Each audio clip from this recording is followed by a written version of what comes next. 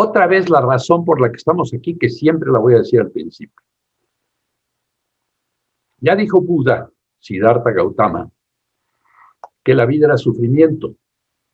Pero hay veces que los periodos de sufrimiento se ponen más agudos, como este, con motivo de la pandemia, la incertidumbre, la crisis económica, los desempleados.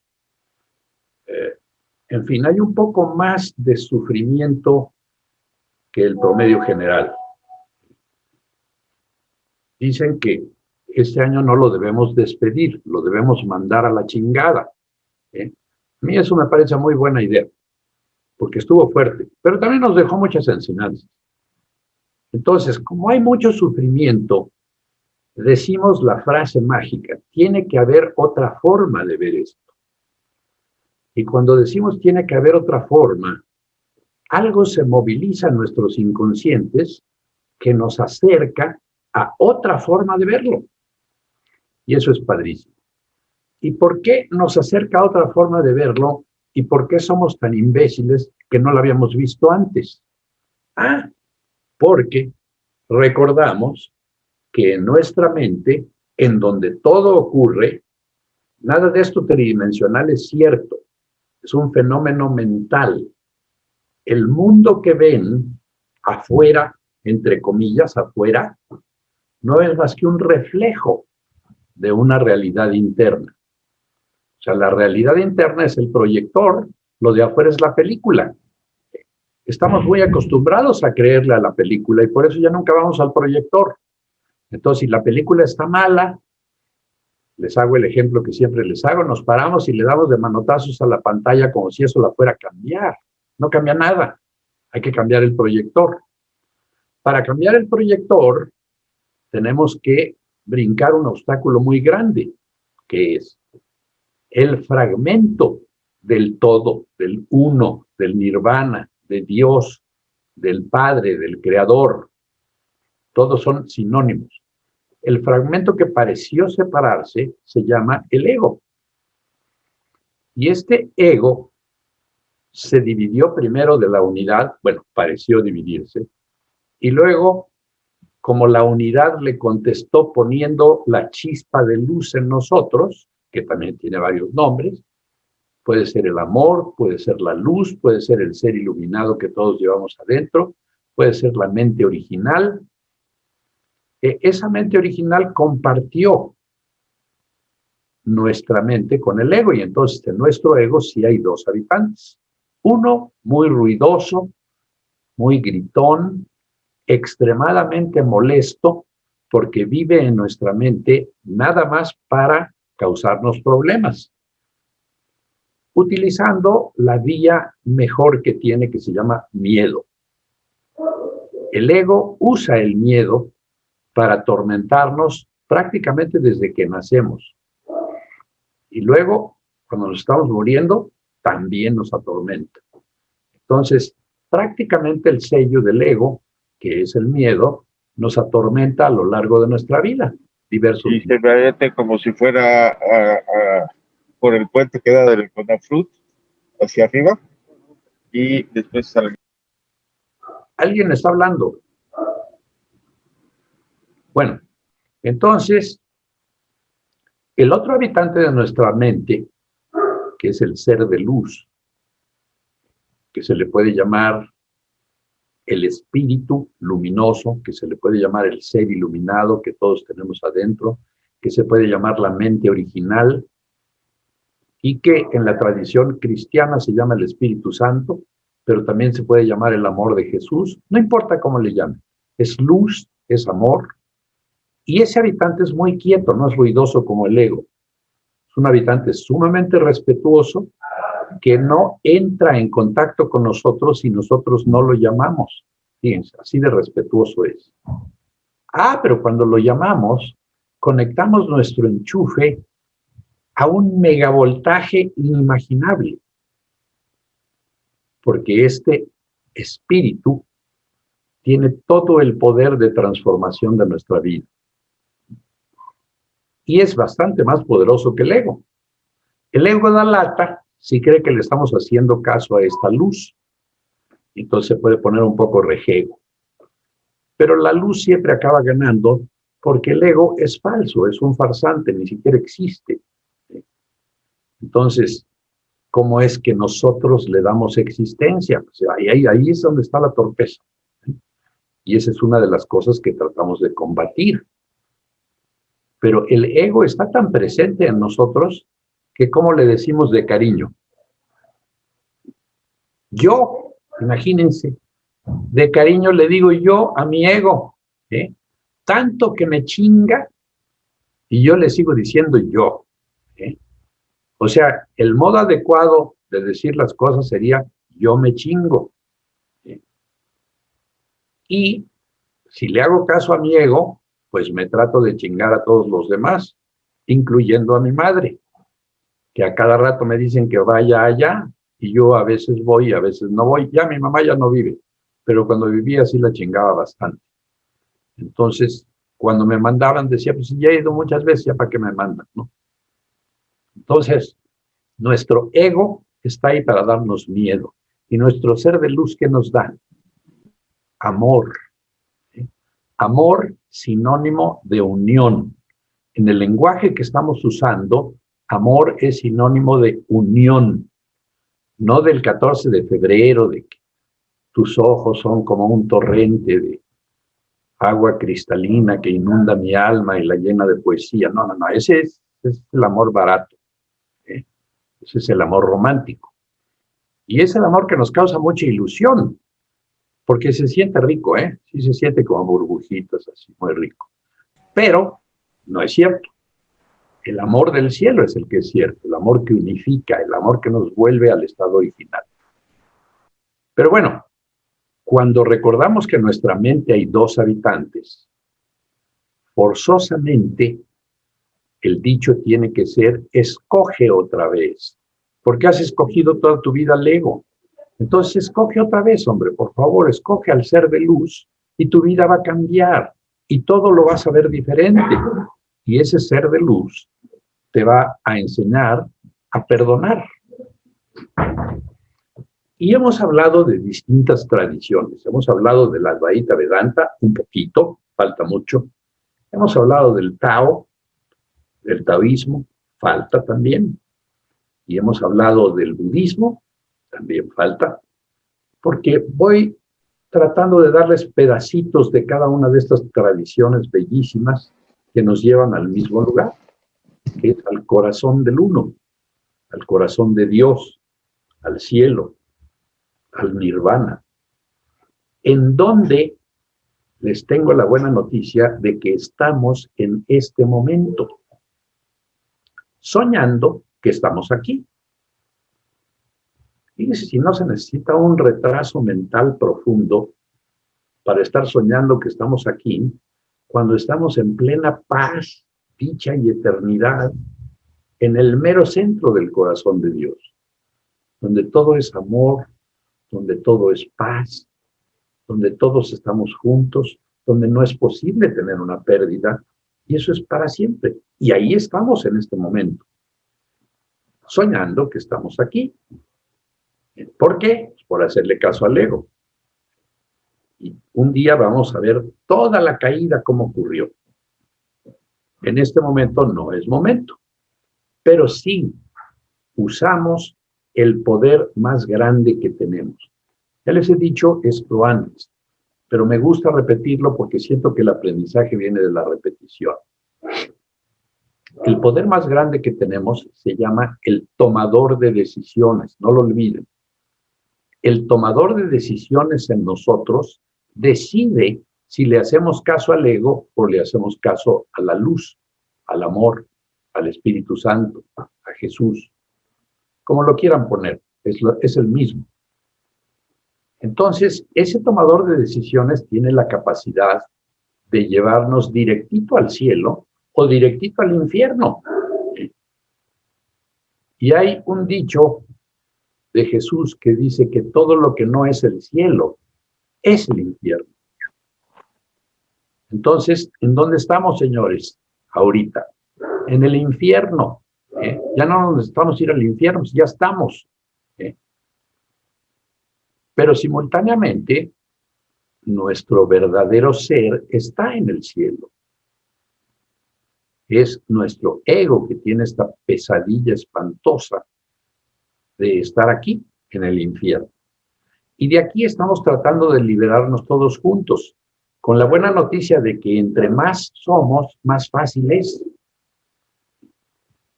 Porque algunos de ustedes me preguntan, ¿y por qué das estas clases? Pues porque me interesa mucho reclutar más y más gente para que vayamos todos de la mano al cielo. Entre más seamos, mejor.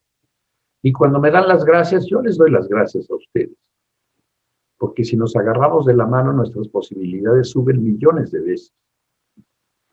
Entonces, con el tomador de decisiones nos vamos por el ser de luz. Y el ser de luz nos va a llevar por diferentes caminos, pero hoy quiero tocar la tradición de las enseñanzas de Jesús. Porque, por ejemplo, el camino de Buda es la contemplación, lo mismo que es en el camino de la Advaita Vedanta, en el camino de los gnósticos, no así en el camino de Platón, no así en el camino del neoplatonismo, pero hay diversos caminos. Yo sí encuentro, en lo personal, y miren que he buscado, desde los 38 años me he dedicado a buscar y tengo 78, entonces eso quiere decir que llevo 40 años buscando, pero buscando en serio, me he metido a fondo, y cuando agarro algo, lo agarro tan en serio que todos los veranos me iba a un monasterio para ver qué era eso. Y me pasaba 5 semanas prácticamente viviendo como monje, porque me parecía que ese camino era el camino, y sí es, pero es uno de ellos. Hoy me enfoco en que Jesús dice que sin quitarle ningún mérito al camino de la contemplación o meditación, el perdón es más directo, pero no es el perdón destructivo. El perdón destructivo es yo te perdono por lo que me hiciste. Y entonces yo me pongo en un plano superior de nobleza y el que me hizo la ofensa es pues el villano. Y estoy profundizando la diferencia entre nosotros en lugar de profundizar la igualdad. Y entonces, ¿qué es lo que pasa? Que tenemos que usar el perdón correcto, el perdón real. Y el perdón real se llama, te perdono porque no me hiciste nada.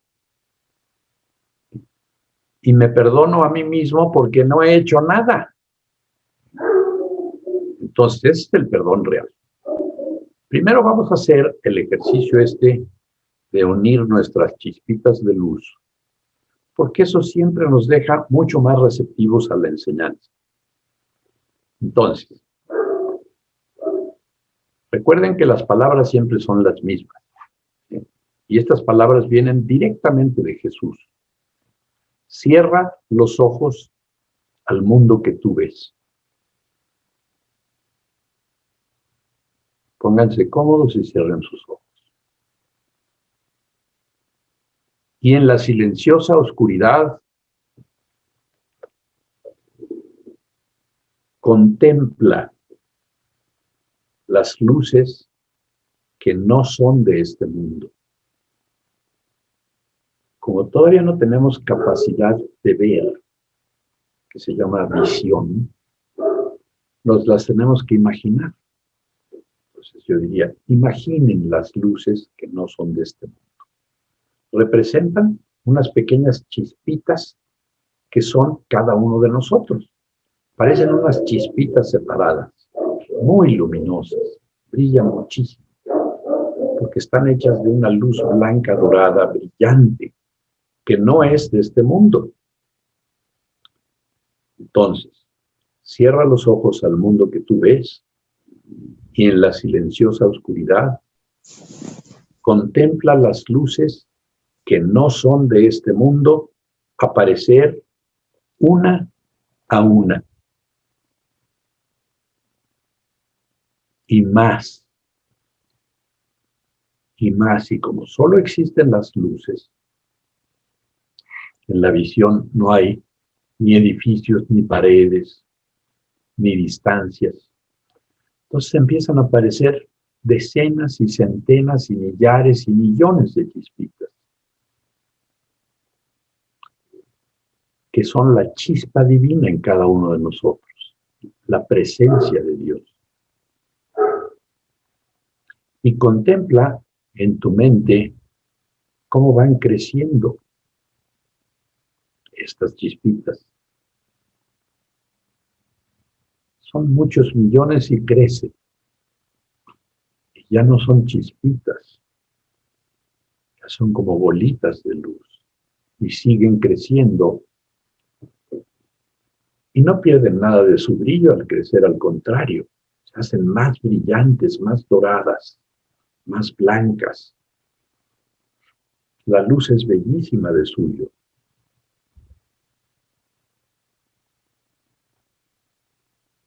Y siguen creciendo las chispitas. Y ahora son como globos. Millones de globos de luz que siguen creciendo más y más y más. Y empiezan a cerrar los espacios entre ellos hasta tocarse. Y cuando se tocan, la distinción entre donde uno empieza y el otro termina pierde todo significado al fundirse todas ellas en un enorme, enorme, inimaginablemente enorme océano de luz, de una luz deslumbrante, blanca, dorada, muy bella, y el océano abarca todo. Y paradójicamente, aún abarcando todo, se sigue extendiendo más y más, más y más. Y eso no lo tratamos de entender. No tratamos de entender cómo es que abarcando todo se extiende. Ese océano es el Hijo de Dios. Dios solo tiene un hijo. Y todos nosotros juntos hacemos ese océano, porque somos uno. Todos los seres vivos son uno. Y no solo los 7,000 millones y pico que hay en este planeta, sino todos los seres vivos que hay en los millones y millones de planetas habitados del universo. Todos juntos formamos el Hijo de Dios. Y en las alturas aparece un arco de la misma luz. Muy bello arco, de luz deslumbrante, que se empieza a ensanchar a lo largo y a lo ancho, y crece más y más. Y ese es el Padre,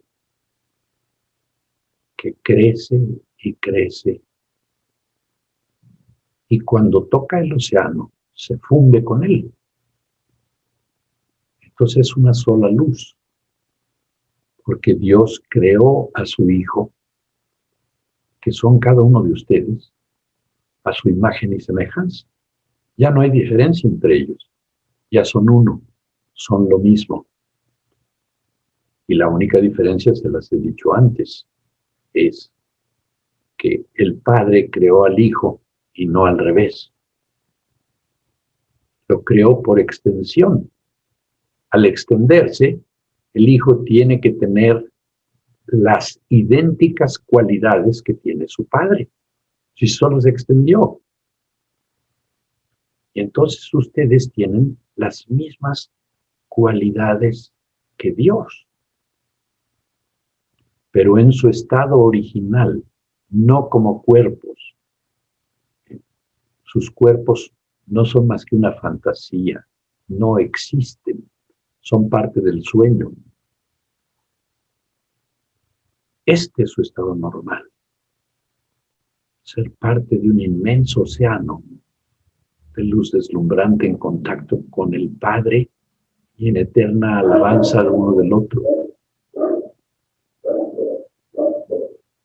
Y cuando estamos así, algo por ahí en nosotros recuerda que ese es nuestro origen. Esa es nuestra realidad. Ahí vivimos. En este instante estamos ahí, soñando que estamos aquí.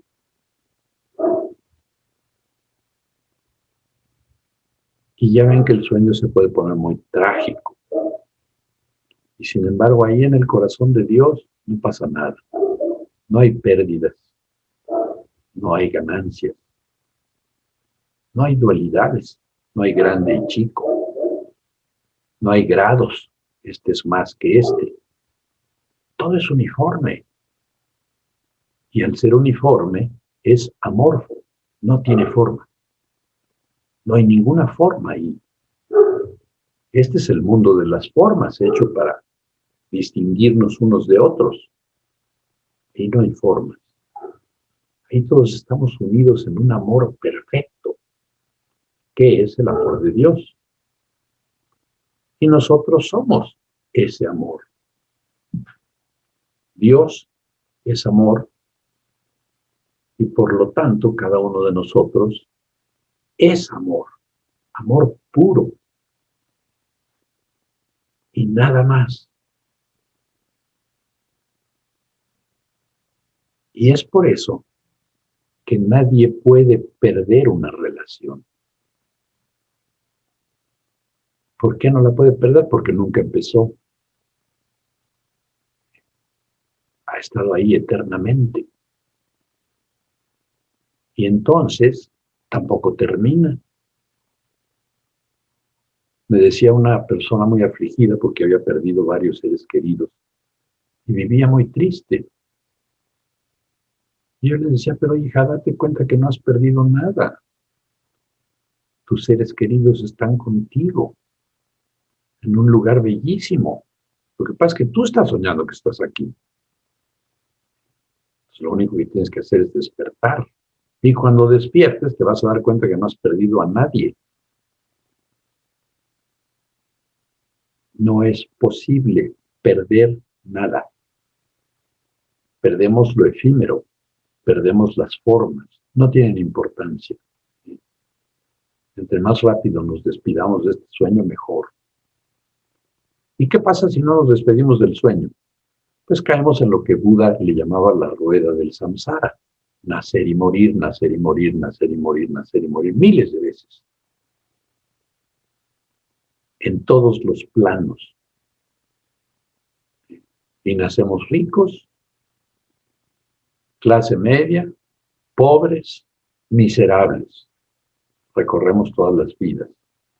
Aparentemente, más o menos la mitad como hombres y la mitad como mujeres alternando.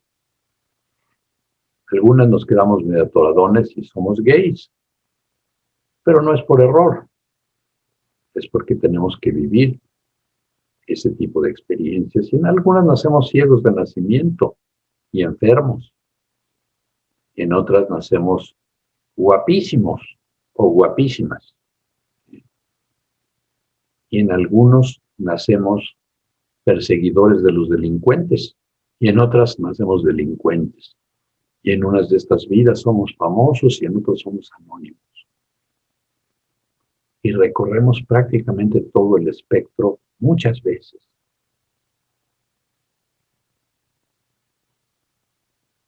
Pero siempre estamos en esta luz en la que están ustedes ahorita. Y lo más característico de esta luz es la paz.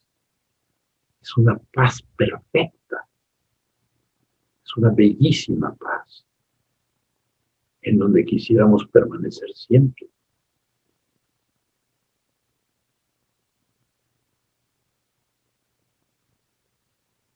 La paz les pertenece. Tomen lo que es suyo. Es suyo por derecho de nacimiento. Nacieron de la paz y son paz. Nacieron del amor y son amor. Nacieron de la dicha y del gozo y son dicha y gozo. Plenos, sanos, No hay concepto de enfermedad ahí porque no hay que se enferme. Empápense de la paz sobre todo. Y poco a poquito recuperen la sensación de su cuerpo. Y regresen aquí.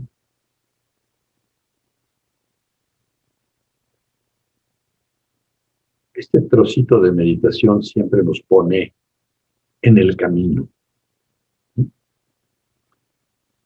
Y hoy vamos a empezar hablando, vamos a empezar enunciando que vamos a hablar de las enseñanzas de Jesús. Pero antes vamos a tocar a alguien que fue maestro de Jesús y que fue un filósofo griego que se llamaba Platón. Platón, en vidas previas de Jesús, fue maestro de él y curiosamente también fue maestro de Siddhartha Gautama el Buda. O sea, los dos eran amigos que iban a la academia de Platón. Y ahí aprendieron lo que ustedes conocen como la metáfora de la cueva. ¿Se acuerdan? Platón dice que estamos en una cueva en la que vemos puras sombras porque hay una pared detrás de nosotros que nos impide ver que en el fondo de la caverna hay una fogata. Y entre la fogata y la pared de la caverna que estamos viendo pasan unas figuras que son unos palos con figuras que alguien va llevando, varios. Y entonces, al pasar la luz de la fogata por esas figuras, proyecta sombras sobre la pared. Y los pobres prisioneros creen que esa es la realidad, porque como todos están viendo lo mismo, entonces le dicen a las sombras la realidad. Y les recuerdo que uno de ellos un día alcanza a liberarse de las cadenas y empieza a salir y empieza a acomodar sus ojos a la luz. Y cuando sale de la caverna se tarda un ratito en hacerse de la vista acostumbrada a ver la luz. Y sale y se da cuenta de que hay campos y árboles y pajaritos y mariposas y pasto y flores y nubes y cosas que considera bellísimas. Y entonces se regocija mucho porque encontró que las sombras de la caverna no eran ciertas, que lo cierto era ese mundo con ese cielo azul, con esas hojas verdes, con esas mariposas amarillas y azules, con el pasto, con las flores. Y lleno de gozo, regresa a la caverna. Y les trata de decir a sus compañeros, oigan, allá afuera hay una cosa padrísima. Como era mexicano, les dijo, está poca madre allá afuera. Y entonces los prisioneros se quedaron viendo como diciendo, está loco. Pero él insistía en que se liberaran y se salieran. Y ellos cada vez estaban más molestos porque pues, estaba evidentemente loco. Y acabaron matándolo. Y Platón se refería ni más ni menos que a su maestro, que justamente se había salido de la caverna, Sócrates, había visto la luz y había tratado de regresar con la verdad a sus compañeros diciéndoles, oigan, esto no es cierto. Y lo acusaron en el Supremo Tribunal de Atenas a pervertir a los jóvenes y lo hicieron beber la cicuta. Lo mataron porque metafóricamente se salió de la cueva. Y Platón siempre rindió homenaje a la memoria de Sócrates, que era su bien amado maestro. Platón escribió muchas cosas, pero Jesús mismo, en el libro que dictó, que se llama Un curso en milagros, cita la caverna de Platón por lo menos 2 veces. O sea, se acuerda de sus enseñanzas y está totalmente de acuerdo con ello. Y fíjense, ¿qué le pasó a Sócrates? Lo mataron por haber salido de la caverna. ¿Y qué le pasó a Jesús? Igualito. ¿Eh? Regresó a decirles, oigan, esto no es cierto, hombre, abran los ojos y púmbatelas, que lo matan. Y no ha sido el único. Un filósofo griego, autor del Anaquiridión, que se llama Epicteto, nació esclavo de un hombre bastante cruel que un día, porque hizo no sé qué cosa, le rompió una pierna con las manos. Era niño y siempre se quedó cojito. Pero cuando creció, que fue un gran filósofo, de quien les voy a hablar hoy, un poco más tarde, también vio la luz y también lo mataron por haber visto esa luz. Entonces, no es que nosotros que andamos buscando la luz nos van a linchar en la calle. Espero que no. Pero, pues por lo menos les echamos un montón. Aquí estamos ya bastantes y nos podríamos defender, pero no nos van a tomar. Y sí vamos a ver la luz. De hecho, vivimos ahí, pero soñando que estamos aquí. Entonces vamos a hablar un poquito del neoplatonismo. Ya conocen ustedes las ideas de Platón y el que se quiere expandir, yo les recomiendo mucho los diálogos, la República. En la República hay una... No, este está en el banquete. En el banquete hay una figura que a mí me gusta mucho. Saben que los seres humanos, mitológicamente, eran seres de 4 piernas y 4 brazos y 2 torsos y 2 cabezas. Esto obviamente es una metáfora. Fíjense que estos cuates eran muy entusiastas, estos seres, y un día decidieron que por qué los dioses iban a vivir en el Olimpo y ellos aquí jodidos en la tierra. Entonces empezaron a hacer un gran túmulo para tomar el Olimpo por asalto. Entonces reunieron piedras y tierra y creció eso, hasta que estaba a punto de tocar el Olimpo donde vivían los dioses. A Zeus no le pareció gracioso esto. Y obviamente no pudieron con los dioses, los subyugaron y en castigo a la rebelión de estos seres, Zeus les dijo, nada más los voy a partir en 2. Y los partió en 2 y se hicieron los hombres y las mujeres. Y desde entonces andamos buscando, por eso nos gustan tanto las mujeres a los hombres y a las mujeres les gustan tanto los hombres, porque estamos tratando, según la metáfora, de regresar a ser los seres estos de 4 piernas y 4 brazos. Pero el problema es que Zeus no paró ahí. Y Zeus, que también tenía algo de mexicano, les dijo, si siguen jodiendo, los voy a dividir de nuevo. ¿Y qué creen? Seguimos jodiendo.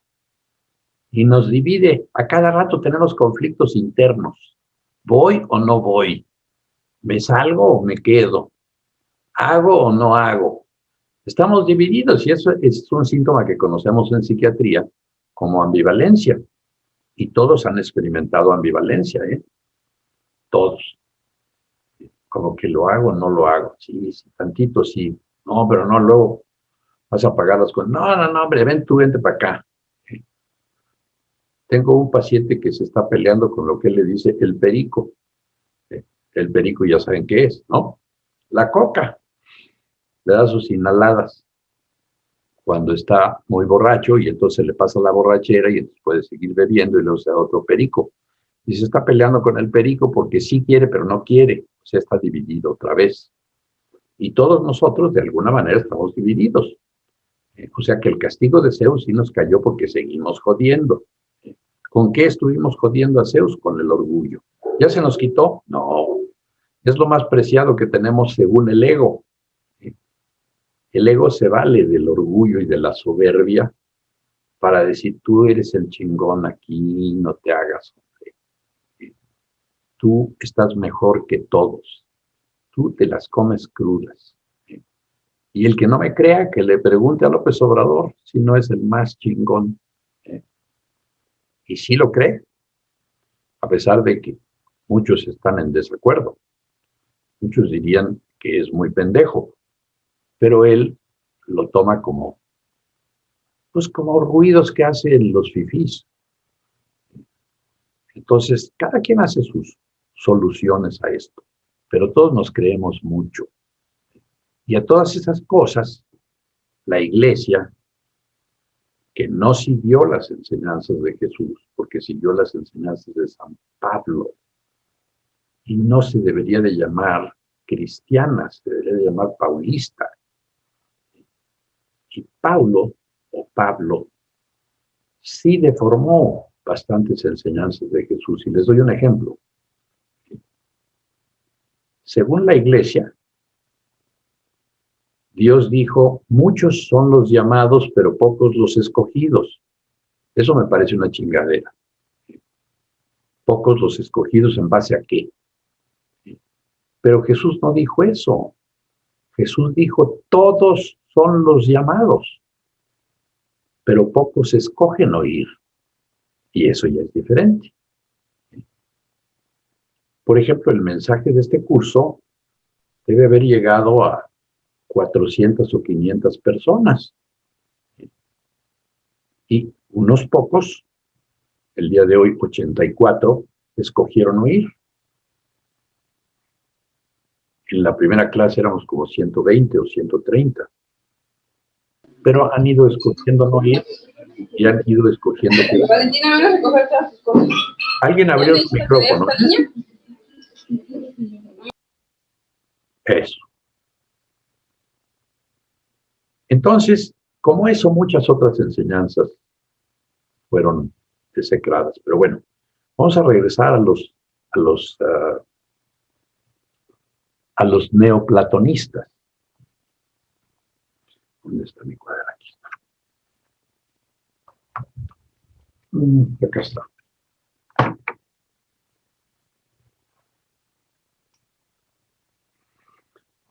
El neoplatonismo es muy curioso porque no ocurre después de Platón inmediatamente.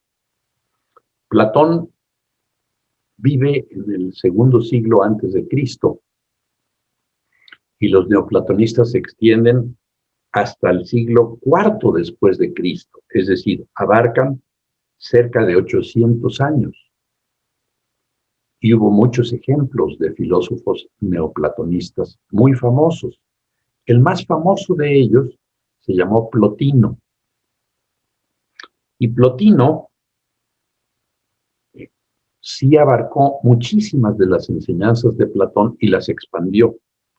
O sea que hubo 5 siglos de neoplatonismo. Y hay casi 800 años de diferencia entre Platón y Plotino. Y las corrientes más importantes del neoplatonismo se dividen en 3. Está la corriente de Alejandría, la corriente de Siria y la corriente de Atenas. ¿Que tenemos una diapositiva de eso, Jorge? ¿O no? No, ¿verdad?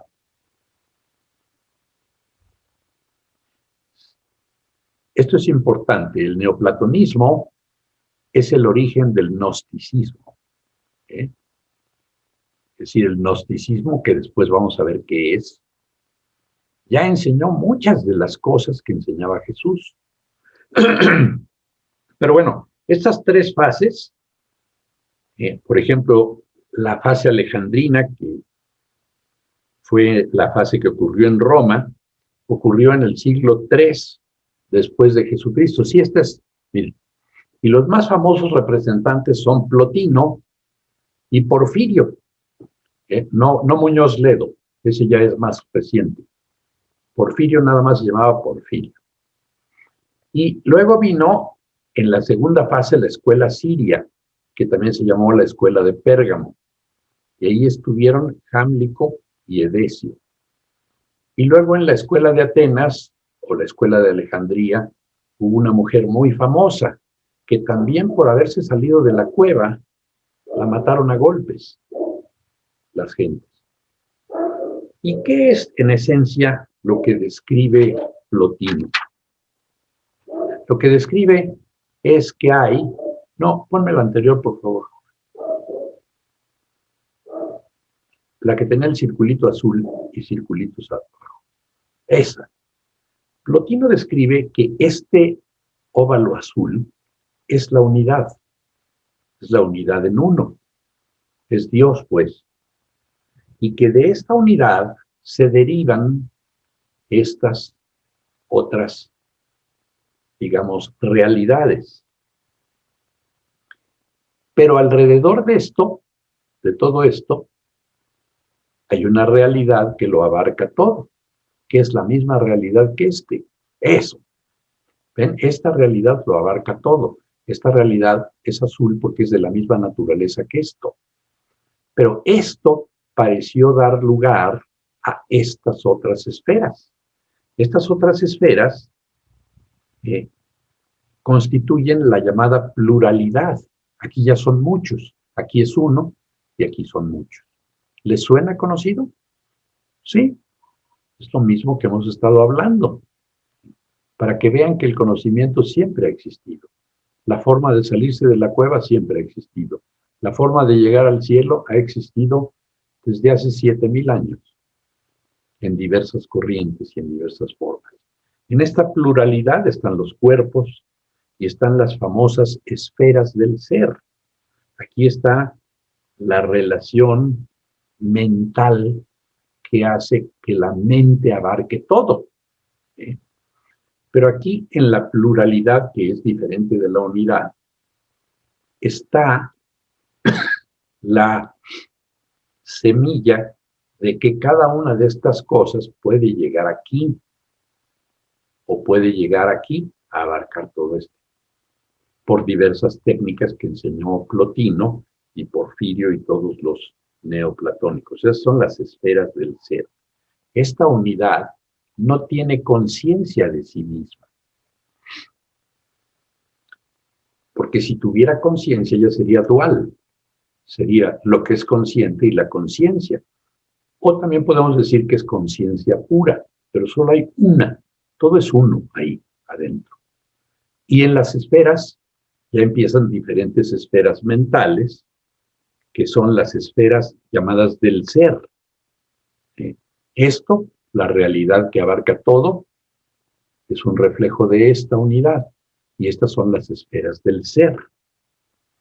Las esferas del ser tienen una relación mental, lógica con esto. Y no hay causa-efecto todavía. Aquí no hay causa-efecto porque para que hubiera causa-efecto se necesitarían dos. Aquí empieza a aparecer la causa y el efecto. O sea, aquí empieza a aparecer el karma. El karma no es más que la ley de causa-efecto. Y aquí están los dos ámbitos de la existencia, que es lo invisible, lo inteligible, que es esto. Esto es lo invisible, pero es inteligible. Esto sería como nuestra mente. Y más abajo está lo sensible perceptible, son estas tres esferas. Aquí ya percibimos, aquí aparece la percepción.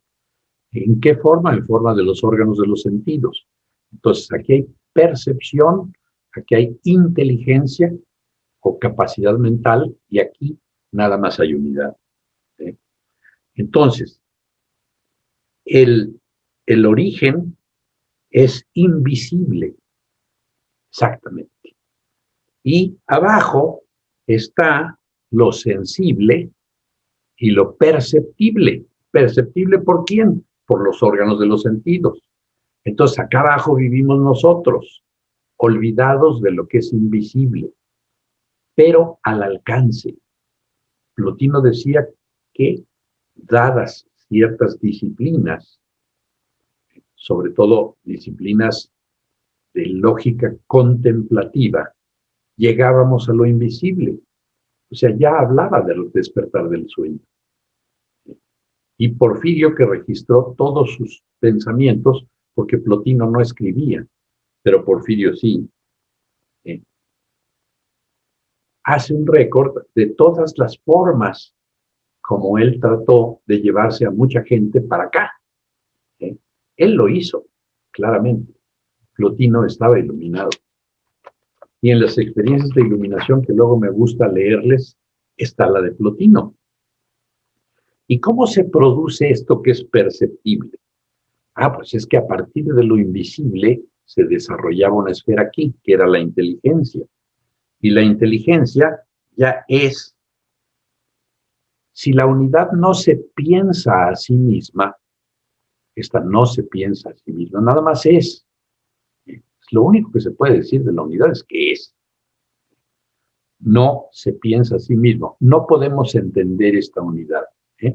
No nos alcanza la computadora que tenemos para abarcar lo que es la unidad. Entonces, lo único que podemos decir de la unidad es que es. Y luego está abajo una esfera que es la inteligencia. En la inteligencia sí se piensa a sí misma, fíjense. A diferencia de que esta no se piensa a sí misma, porque no es dual, la inteligencia sí se piensa a sí misma, sí se sabe que es. O sea, ya son dos, ya se produjo la dualidad y se producen en la inteligencia ideas, paradigmas, lo inteligible, y ya aparece por primera vez la dualidad. Lo que es cierto y lo que no es cierto, y así. Sí se piensa a sí misma.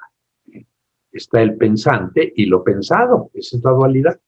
Entonces es muy claro que para un filósofo, que es el pensante, está lo pensado diferente de él, diferente de lo que está pensando. Y entonces aparece la dualidad esta de pensante y pensado, y de ahí se derivan todas las dualidades, que acuérdense que es lo que nos impide regresar a la unidad. Entonces, de la inteligencia se deriva el alma hacia acá abajo. ¿Ven? Ahí está. Y este es el pasaje de lo inteligible en la inteligencia, es el pasaje, se viene descendiendo por aquí, por el alma, a las formas o lo tangible que está aquí abajo. Abajo del alma está lo sensible, lo tangible, lo que da lugar a la percepción. Entonces, para pasar hacia arriba, necesitamos irnos por el camino del alma. El alma nos va a llevar a la inteligencia y a la unidad. Plotino describió las diversas formas, pero en realidad sí son complicadas.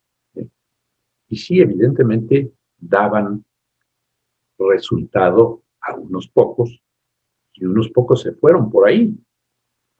Pero sí consideraba Plotino que el alma era el vehículo para llegar arriba. Y al alma, ahora la conocemos en este siglo XXI como el inconsciente. La psicología lo bautizó como el inconsciente. ¿Por qué? Pues porque la mayor parte del alma es inconsciente. Un pensamiento aquí, pasando por el alma, da lugar a la forma. O sea, que no crean ustedes que sus pensamientos son inertes. Los pensamientos preceden a la forma. Por eso es más fácil que le dé comida a alguien que esté pensando que le va a dar o que esté temeroso de que le va a dar, que alguien que diga, no, a mí no me va a dar. Sí le puede dar, pero las posibilidades son mucho menores que el que cree que sí le va a dar. Y por eso Freud, ya en el siglo XIX, decía que siempre se nos aparece lo que más tememos, porque nosotros le damos forma con el pensamiento. Entonces, un pensamiento da lugar a las formas, a algo que nosotros le llamamos real. Abajo está el mundo de las formas, que es a lo que le llamamos la realidad, son las sombras de la cueva. ¿Entendieron? Hasta aquí no hay ninguna dificultad. Y entonces, ¿cómo explicamos al ser humano? Entonces, el ser humano es un microcosmos que consta de todo esto, de todo esto. Y la realidad se encuentra de manera inmanente. ¿Inmanente qué quiere decir? Que no está separada. La realidad de la unidad se encuentra inmanente en todos los seres por mucho que sean seres perceptuales. Y es a través del alma que llegamos al objetivo. Entonces, el objetivo del alma es que el alma, en lugar de traer cosas de la unidad a la multiplicidad, tiene que llevar la multiplicidad a la unidad. ¿Entienden? Entonces, el alma tiene que regresar a su origen, que es la unidad, la mente uno, la que no se piensa a sí misma. Digamos que el alma es un escalón intermedio. Curiosamente, en Kabbalah existe la misma cosa. Hay que cruzar por ciertos parajes para llegar a lo máximo, que es el árbol de fuego, con su sefirot. Bueno, todos los árboles tienen 10, pero el último, que es la unidad, se llama Keter, entonces se pasó a través del alma y se fue subiendo por aquí. En el árbol de la vida de la Kabbalah hay 2 columnas. Curiosamente hay 2 columnas en el cuerpo sutil y curiosamente solo se asciende por la del medio. Las otras se van cruzando y hacen el famoso caduceo. Entonces el alma tiene que regresar a su origen, a la unidad, a la mente uno. E Hipatia, la filósofa de Alejandría, a la que mataron, ella ni se casaba ni tenía sexo porque el amor, decía ella, es algo que no se basa en el cuerpo, sino en el espíritu. Y que claro que es un extremo. No se necesita la castidad total para alcanzar el camino. De hecho, tenemos que recordar que tenemos un cuerpo y que tenemos lo que en India se conoce como dharma, es decir, tenemos las cosas que tenemos que hacer. Pero bueno, entonces tenemos cuerpo y alma, según los neoplatonistas, y la persona no se tiene que fijar en lo externo. Esa fue la doctrina máxima de Platón, de los neoplatonistas, de Plotino. Si te fija en lo externo, entonces adquiere posesiones, dinero, objetos, cosas, casas. Dice que lo que está afuera es solo una manifestación de lo que está dentro. Entonces el que se va por lo de afuera está perdiendo de vista lo que está dentro. Y entonces el camino es hacia adentro, no hacia afuera. Y casi todos los seres vivientes estamos en dirección afuera. Entonces, si queremos cosas. Vayan a un centro comercial un domingo y van a ver a la gente comprando cosas que ni necesita. Pero están viendo a ver qué compran, porque los va a poner más contentos. Y entre más cosas tienen, más contentos se ponen. Y me pongo, dijo el otro también, porque también le entró a las compras. Entonces, pero no debe ir hacia afuera, según Plotino. El alma tiene que ir hacia adentro, hacia el interior, porque en el interior puede alcanzar el ser. Y encontrando el centro, el uno, regresó a su hogar. Y ya ven, hace cuántos cientos de años ya hablaba Plotino de esto, de lo mismo que estamos hablando aquí. Y evidentemente estamos hablando de lo invisible, no de lo tangible y físico. Y el proceso, por lo tanto, consiste en que la razón discursiva o dianoética se dirige al alma y se recoge en sí misma, extendiéndose y exentándose de todo lo externo, incluyendo al cuerpo, para regresar a su origen. El cuerpo no es el alma. El cuerpo es lo más bajo que tenemos. Lo necesitamos, sí, para tener una existencia, pero es lo más bajo. Entonces, el cuerpo, si se vuelve hacia la inteligencia, pensando, como en filosofía se hace, se sube al alma y del alma pega el brinco al uno.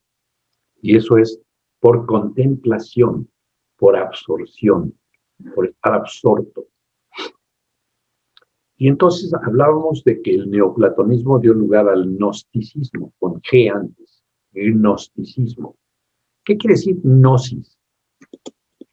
Gnosis quiere decir conocimiento. Que adivinen quién era un gnóstico consumado. El psiquiatra más admirable de la historia, que es Carl Jung. Jung escribió 9 volúmenes de sus obras completas con unas descripciones maravillosas, todas basadas en los gnósticos. Y él llevaba un anillo de un escarabajo, que es el símbolo de los gnósticos. ¿Qué son los gnósticos? Los gnósticos practicaban el conocimiento racional y el conocimiento de Dios. El conocimiento real son las matemáticas, las ciencias, etcétera, pero también se metían al conocimiento de Dios. Y decían que el conocimiento de Dios, adivinan a través de quién era. A través del conocimiento de uno mismo. De donde se deriva la frase esa de conócete a ti mismo, que estaba en el frontis del oráculo de Delfos. Conócete a ti mismo. ¿Por qué conócete a ti mismo? ¿Qué es eso? ¿Verse en el espejo o qué? No, ver de qué estamos hechos. Encontrar a ese ser luminoso en nosotros que nos conecta directamente con Dios. Eso es conocerse a sí mismo. Y lo tenemos que experimentar. Entonces, conocer al ser real es conocer a Dios en uno mismo. ¿Bien? No muy diferente de todo lo que enseña Jesús. El camino de regreso a nuestro hogar es a través de cada uno de nosotros, del autoconocimiento. Y hay un gnosticismo precristiano y un gnosticismo cristiano, que ya es una mezcla. El gnosticismo cristiano ya es una mezcla de la gnosis con las enseñanzas de Jesús. Entonces, el gnosticismo y el neoplatonismo son muy paralelos. Los gnósticos enseñaban con una doctrina que se llamaba mayéutica, que es la que usaba Sócrates. Sócrates hacía este juego de preguntas por las cuales iba induciendo al sujeto, eran preguntas encadenadas, a meterse más y más adentro de sí mismo. ¿Y qué creen? Sí lo lograba. ¿Y Jesús qué enseña? Jesús enseña que el reino de Dios está en nosotros. ¿Cómo se habrán puesto de acuerdo Jesús y Plotino y los gnósticos? Pues no. Lo que pasa es que es un conocimiento que siempre ha existido en nosotros. ¿A cargo de quién? De la luz que tenemos en nosotros. Luz que le pueden llamar como quieran.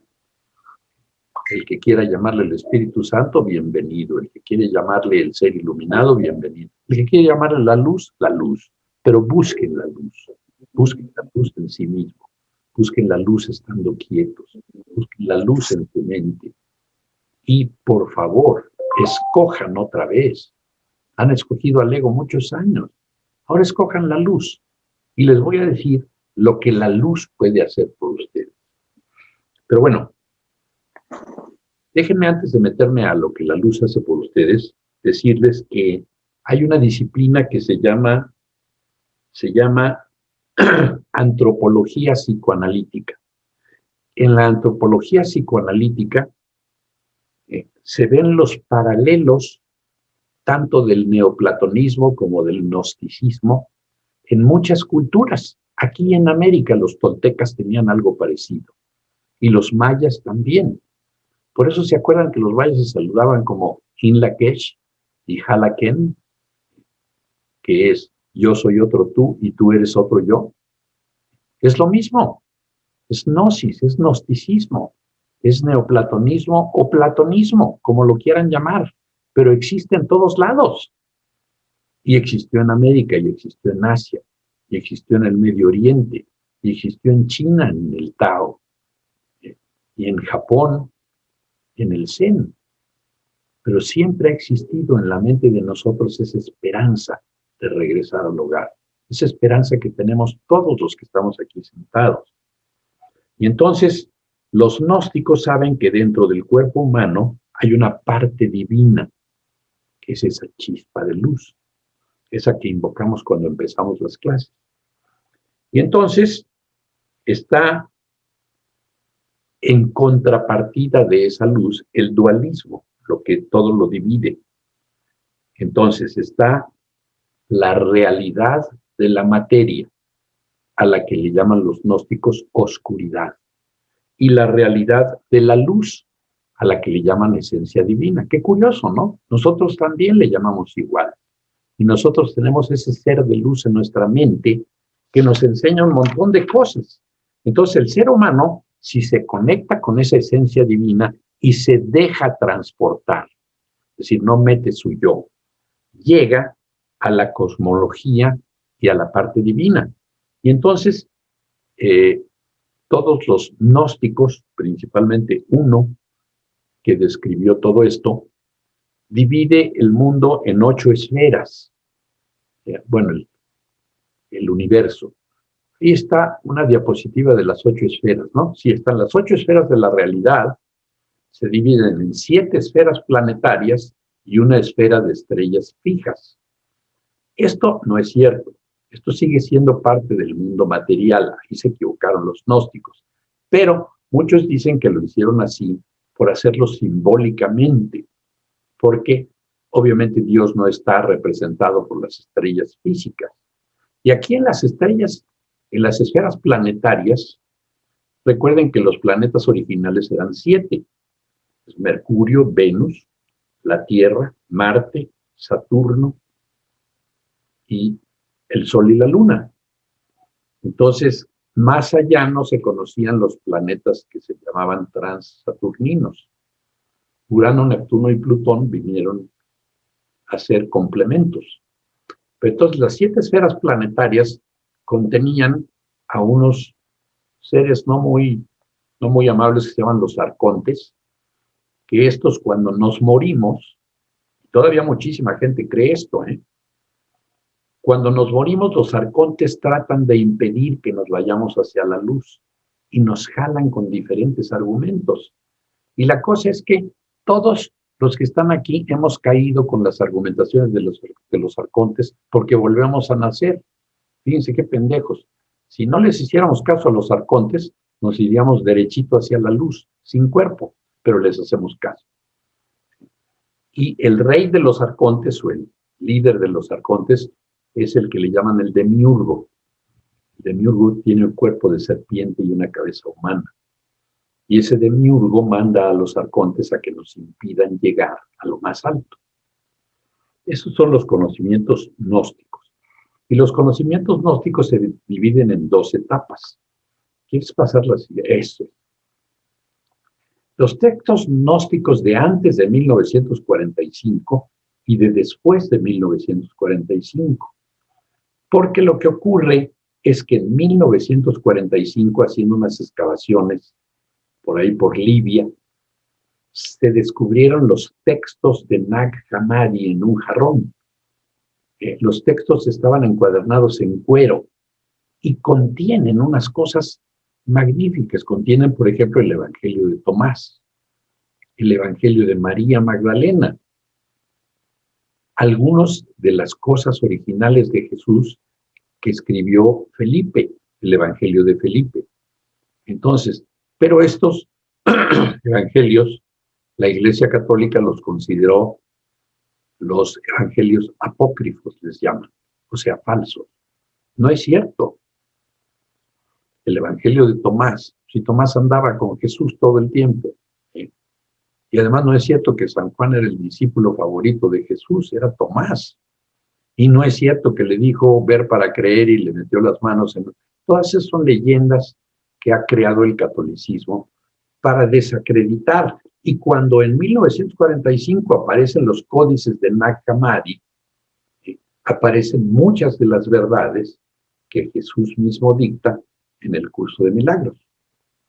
Y entonces, los códices de antes de 1945, que contienen los evangelios estos, miren, está el Askew, el Código de Berlín, el Código de Bruce, el Código de Chacos y el Papiro de Loxirvincus.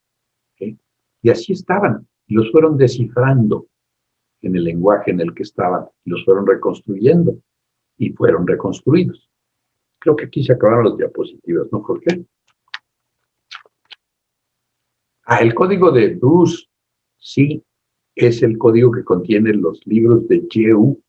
Jeu es Jesucristo, y la gnosis de la luz, de cómo se llega a la luz, en uno de esos códices. En el Askew están los libros de Pistis Sophia, que es de la sabiduría que nos llega, que nos lleva ahí. Y en el de Berlín está el Evangelio de María, el Apócrifo de San Juan y la Epimía de los Evangelios de Pedro, y mucha de la sabiduría de Jesús está registrada ahí de manera original. Y creo que ya no queda otro, ¿verdad, Jorge? Recomiendan para el que les interese estos dos libros que son, digamos,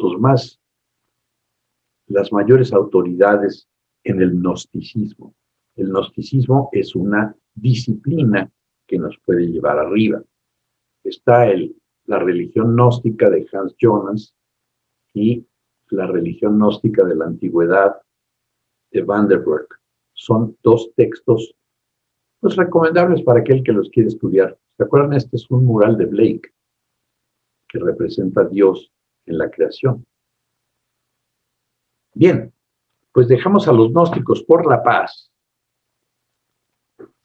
y los vemos ya como antecesores de lo que empezó a enseñar Jesús. Y entonces, déjenme encontrar esto.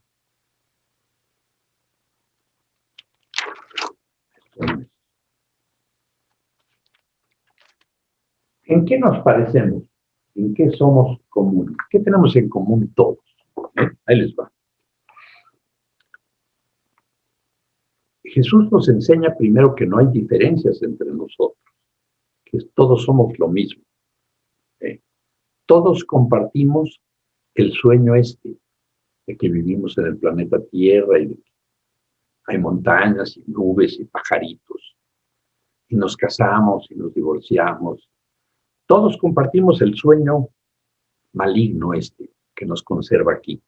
Segunda característica que tenemos en común.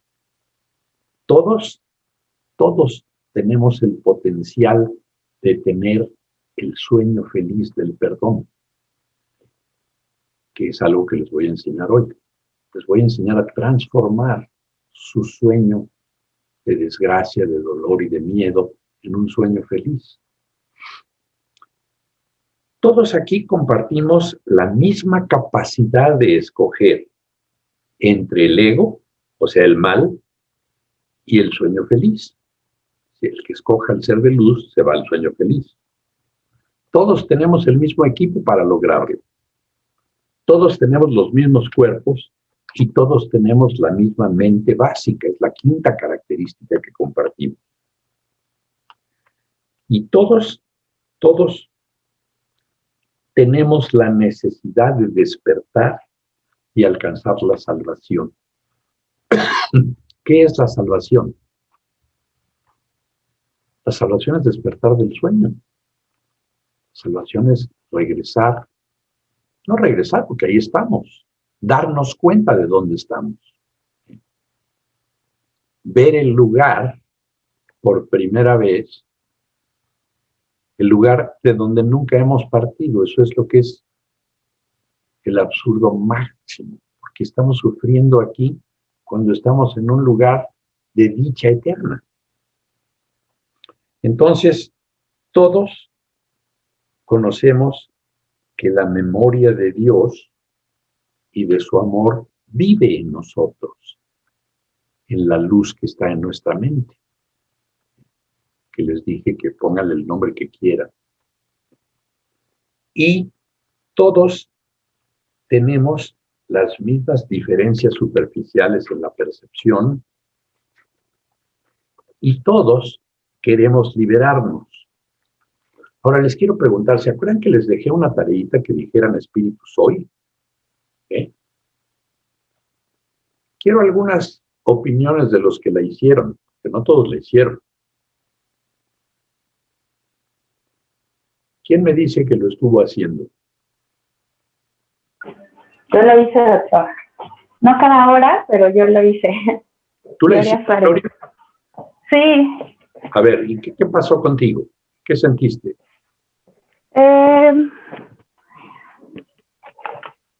Pues solo estaba muy tranquila, doctor. No sentí como muchas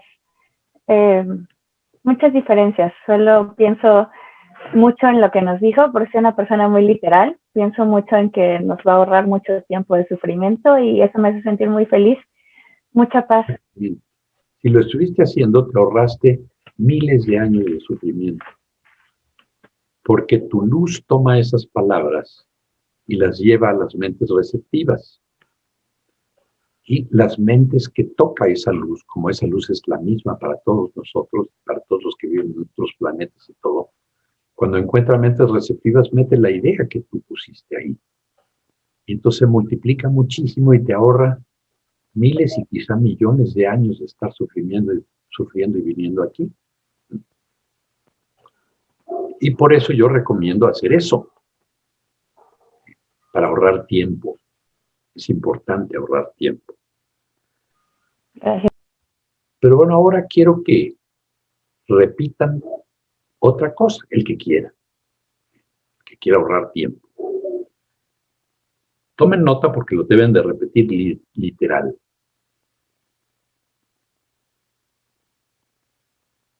Soy el sagrado Hijo de Dios mismo.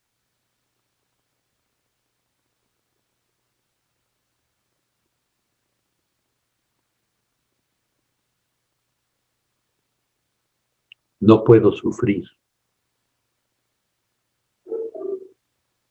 No puedo sentir dolor. No puedo sufrir pérdidas. Ni tampoco puedo fallar a hacer todo lo que la salvación me pide. Lo voy a repetir completo. Soy el sagrado Hijo de Dios mismo. No puedo sufrir. No puedo sentir dolor. No puedo sufrir pérdida. Tampoco puedo fallar a hacer todo lo que la salvación me pide.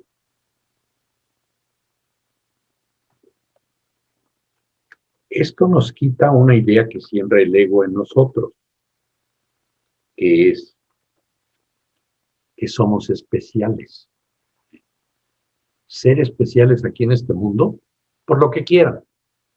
Porque es muy bonita la mujer, o porque es muy guapo el hombre, o porque es muy inteligente, o porque es muy estudioso, o porque es muy exitoso en los negocios, o porque tiene mucho dinero, o porque tiene un Ferrari.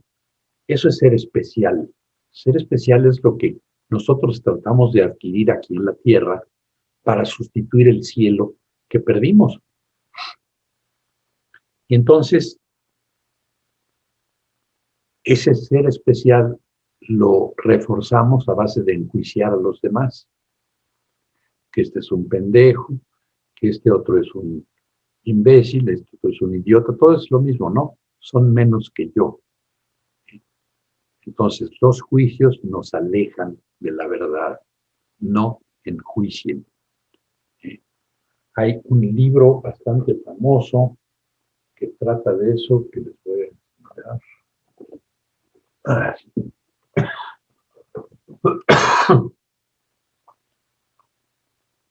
¿Ahí lo ven?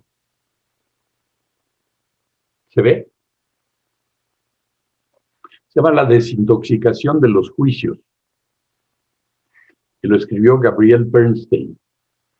Y ella les dice cómo irse quitando de la idea esta idiota de estar juzgando. Y, claro, si seguimos juzgando, cada vez nos hundimos más en el especialismo. Vamos a echarnos una excursioncita hacia el mundo de la luz. ¿De acuerdo? Y vamos a usar otra técnica.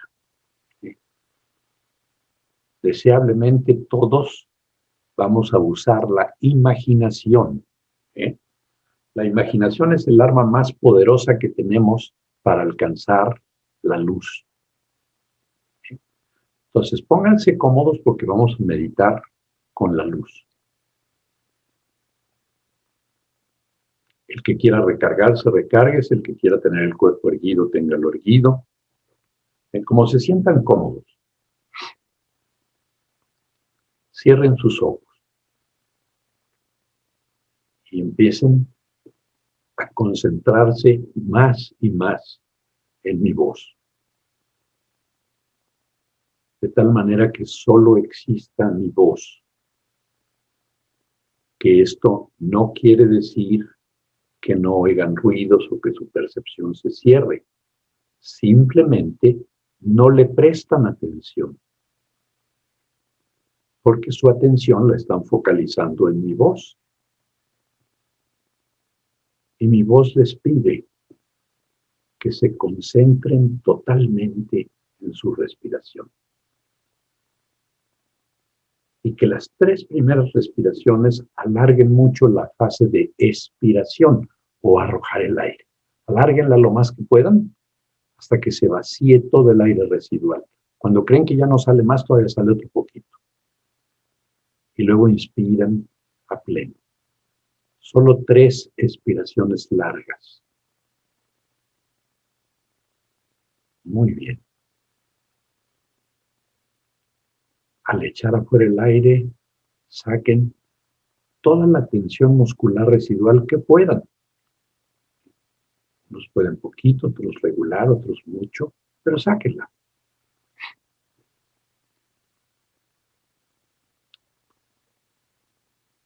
Y ahora toda su atención se va a ir a su jara. Recuerden, el jara es una bolita del tamaño de un limón que está en la mera mitad, si pongo una mano adelante y otra atrás, de mi abdomen bajo, entre mi ombligo y mi pubis. En la mera mitad está esa bolita que se llama el jara. Eso es lo que nos conecta a todo. Lleven su atención a su jara de tal manera que su respiración salga del jara. Jalan aire desde el jara y dejan ir el aire desde el jara. Una y otra vez. Pero su atención está muy curiosa en su respiración. Les llama la atención y los absorbe por completo el fenómeno de respiración. Toman aire, llegan a un punto de equilibrio y lo sacan. Y están absortos en su respiración y poco a poco, si se meten en el micro instante del presente, es la combinación de jara y presente lo que los puede transportar. Más chiquito el instante presente, todavía más chiquito, que sea un microsegundo,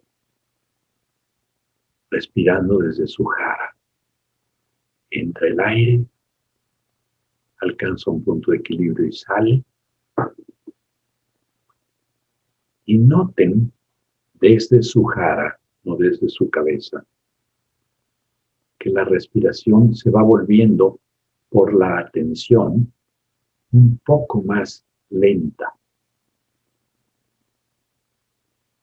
Eso es, un poco más profunda. Cada respiración es más profunda y más lenta y más micropresente. Es el puro instante microscópico. Nuestra respiración se está volviendo más y más abdominal. Y una respiración lenta, profunda y abdominal se parece mucho a la respiración que tenemos cuando estamos profundamente dormidos. Profundamente dormidos, nos olvidamos del cuerpo. Y estamos totalmente en nuestra respiración. Y ahora quiero que, usando su imaginación, imaginen que cada vez que inspiran aire, entra con el aire una luz muy brillante, una luz blanca dorada como la chispa de su ser. El ser que está en su mente comparte la luz con la inspiración. La luz entra y ya no sale, se queda dentro.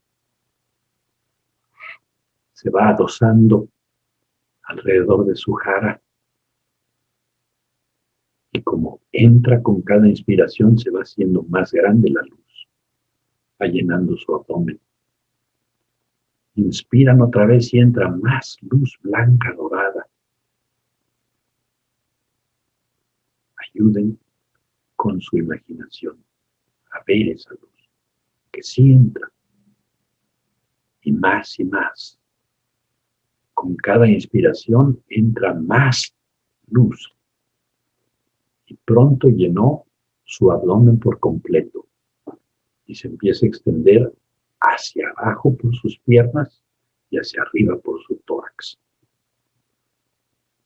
Su tórax se empieza a llenar de una luz bellísima, blanca, dorada.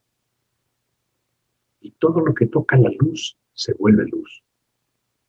Y hacia sus piernas se va metiendo toda la luz y todo se vuelve luz. Y siguen inspirando y sigue entrando luz. Y ya sube por sus hombros hacia sus brazos, que se van llenando de luz. Y sus antebrazos, y sus muñecas, y sus manos. Y ya sus piernas están llenas de luz. Y la luz ahora asciende por su cuello. Y con cada inspiración que entra más luz, llena su cara y su cráneo. Pero ojo, la luz sigue entrando y ya no cabe en su cuerpo. Y entonces empieza a salir muy tranquilamente. No la detiene su pie.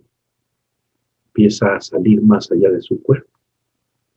Y al principio es un filito de luz alrededor de su cuerpo. Pero con cada inspiración se ensancha ese arito de luz que hay alrededor de su cuerpo. Todo su cuerpo está rodeado por una pequeña aura de luz que con cada inspiración se hace más grande. Más y más y más. Más luz entra y más luz se queda en ustedes.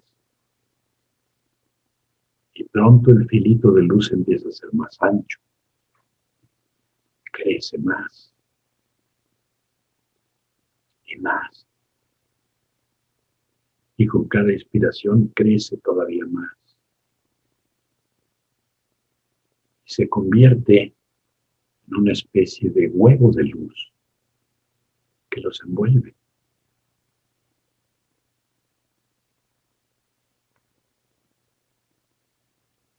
Recuerden que el brujo Yaqui Don Juan se refería a los huevos de luz cuando los veía con los otros ojos, con los ojos del alma.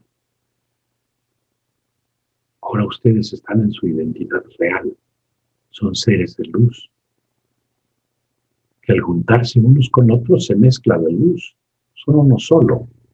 Eso se llama amor, volverse el otro en la luz. Y se experimenta dentro de ese globo una profunda paz, sobre todo si permanecen en el microinstante, micro más chiquito instante. Hay una paz que proviene ni más ni menos que de su propia eternidad. Su propia eternidad les da paz. Su propia eternidad les da una enorme dicha que es inagotable. Están teniendo una probadita de lo que es regresar a su origen, regresar a su hogar. Ahí metidos en sus globos de luz que al tocar a otros globos se funden en uno. De repente son ustedes el enorme, vasto océano de luz deslumbrante. Y ahí están incluidos todos los que conozco y los que no conozco. Todos mis seres queridos y todos los seres vivos. Mezclados en esa luz, sin identidad.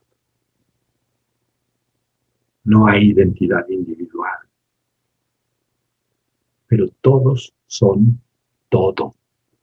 Todo lo que existe está ahí. Todo lo que existe realmente, eso sí existe, no el sueño que no existe. Y esa luz enorme, llena de paz, su identidad, esa luz no puede ser amenazada por nada. Nada que le hicieran a su cuerpo podría amenazar esa luz. Y nada que no sea esa luz existe. O sea, todo lo que no es esa luz es puro sueño. Y entonces les repito las palabras de Jesús.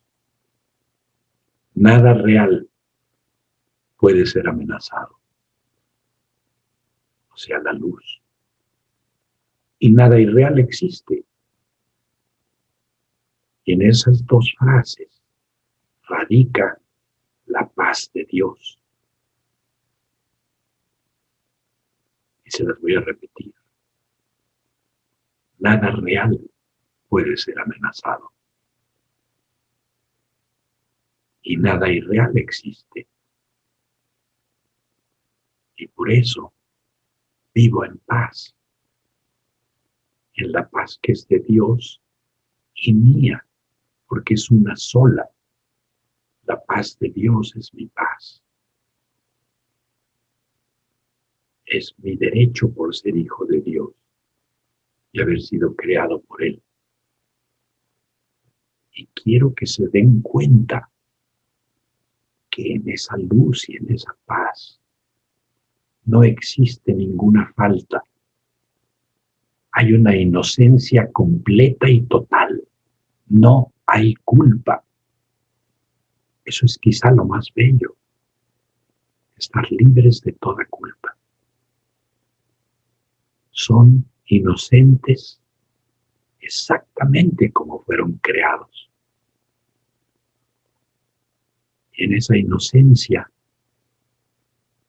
hay una enorme paz, porque lo que nos quita la paz es la culpa.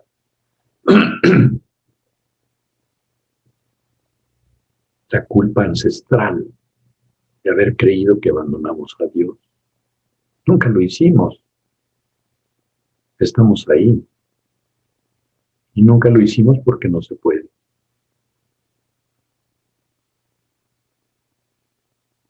Sientan la paz de su propia realidad.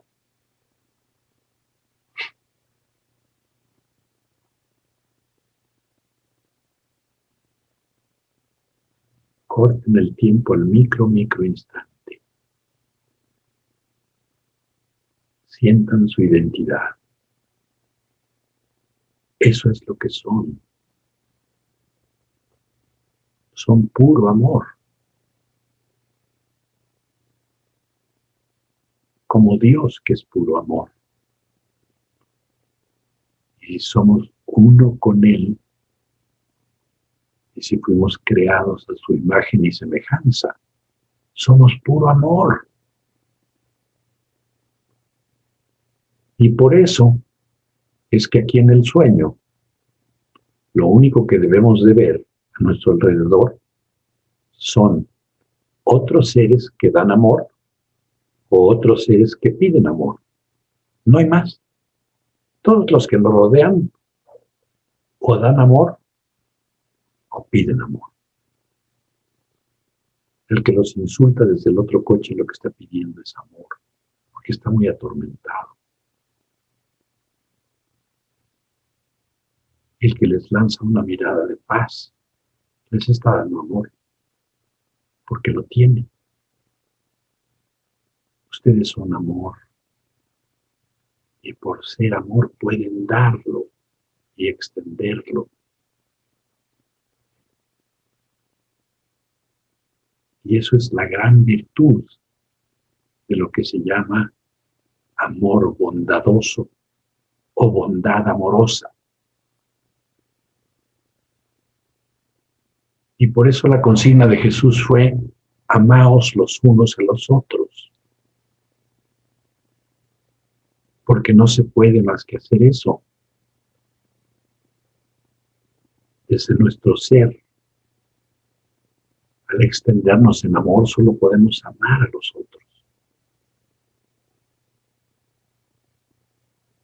Y yo les digo a los psicoterapeutas que enseño: amen desesperadamente a sus pacientes, porque nada cura como el amor. Amen desesperadamente todo lo que les rodea. Y digo desesperadamente no en forma derogatoria, sino dejando ir todo. Sientan su inocencia. No han hecho nunca nada. No hay culpa. Y ustedes podrían decir: ¿cómo no? Yo hice esto y esta otra cosa. No, esos fueron errores, señores. Sí han cometido errores que se corrigen, no culpas que se castigan. Errores que se corrigen, sí. Culpas que se castigan, no. Sientan la paz de la inocencia. Imprégnense de ella. Llénense de ella.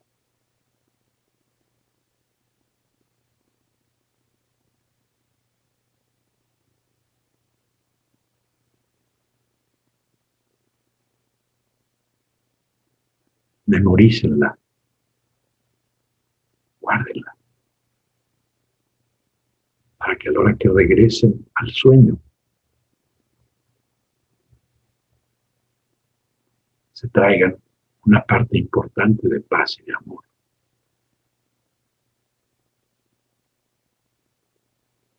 Y poco a poquito, sin ninguna prisa, poco a poquito, recuperen la sensación de su cuerpo como es. La luz sigue ahí, nada más no la van a ver. Y la paz sigue ahí, no se les puede olvidar. Y el amor sigue ahí, inolvidable. ¿Cómo podría nuestra esencia de amor olvidarse del amor? Imposible.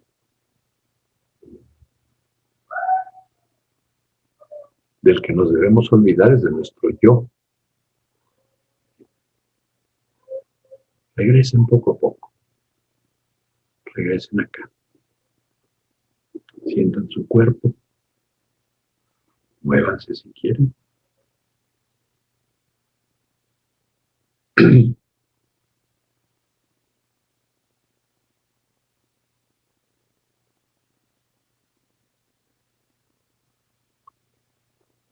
¿Sintieron lo que se siente ser perdonado?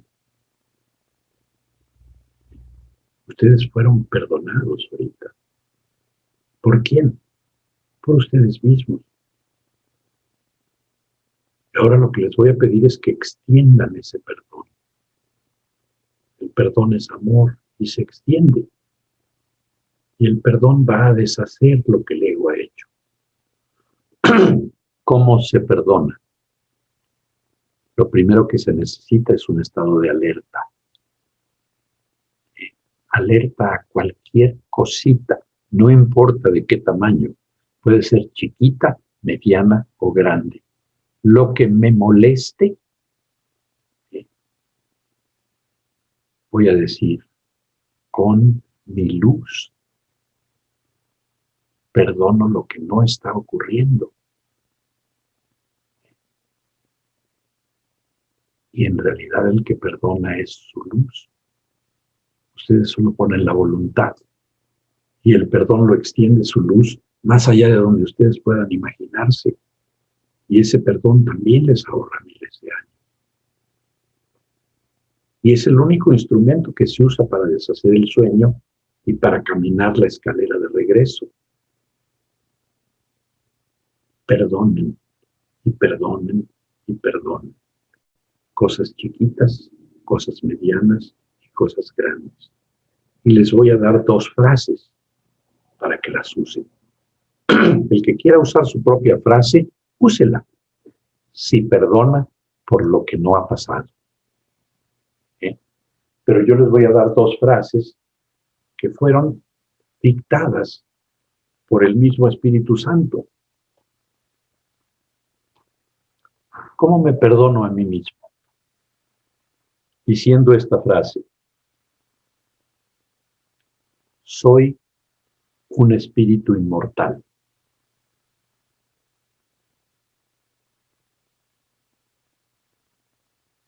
Este cuerpo es solo una imagen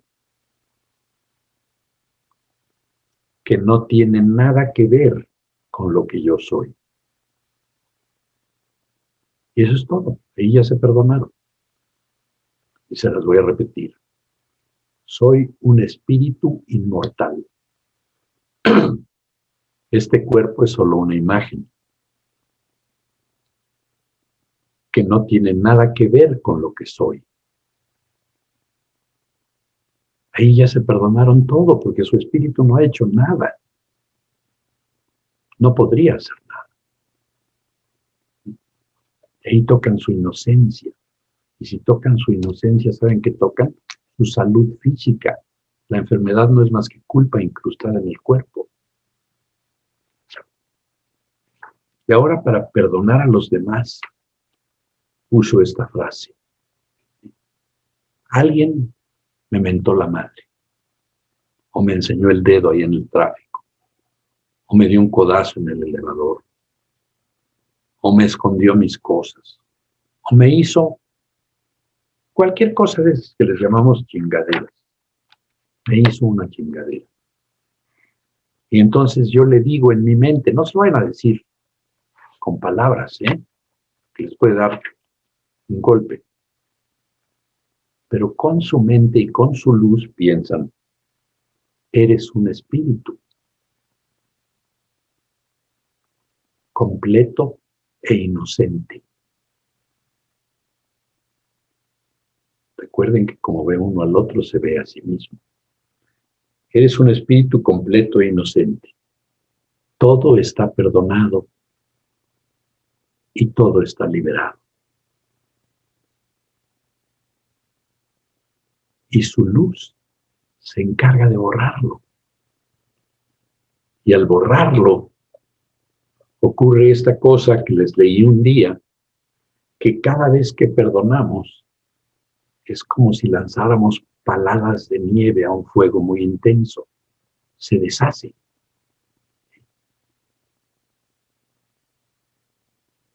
Y ahí alguien ya escribió la frase: eres un espíritu completo e inocente. Todo está perdonado y todo está liberado. Úsenla. Lo único que necesitan es estar alertas. ¿Alertas a qué? A lo que les moleste. Si les molesta chiquito, perdonen. Igual que si les molesta grande. Jesús empieza su tremenda obra diciendo: no hay orden de dificultad en los milagros. Porque me faltó decirles eso. Perdonar es un milagro. ¿Y en qué consiste el milagro? En que deshace lo que el ego hizo. Y eso es hacer un milagro. Entonces nos convertimos en hacedores de milagros, imagínense.